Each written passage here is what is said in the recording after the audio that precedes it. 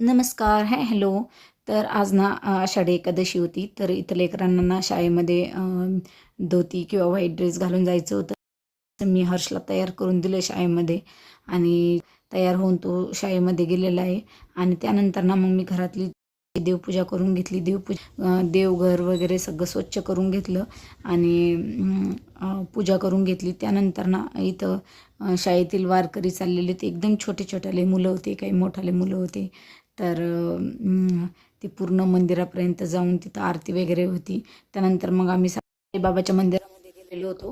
तर हे साईबाबाचं मंदिर आहे, इथलं गावचंच मंदिर आहे. खूप मोठं असं मंदिर आहे हे आणि आजूबाजूनं खूप छान परिसर आहे इथल्या.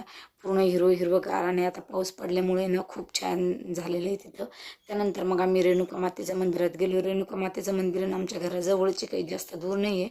पण मग दूरचं दर्शन करून आलो आणि मग त्यानंतर म्हटलं रेणुका मातेच्या मंदिरात जाऊ. रेणुका मातेचं मंदिर सुद्धा बघू शकता तुम्ही केवढं आहे.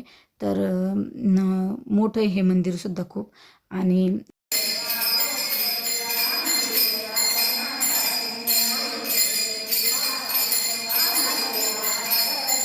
इथं ना नवरात्रीच्या वेळेस तर खूपच जास्त म्हणजे भारी वाटतं. त्यानंतर आम्ही आलेलो होतो विठ्ठल रुक्माईच्या मंदिरात. इथे विठ्ठल रुक्माईची मंदिरं 2 आहे.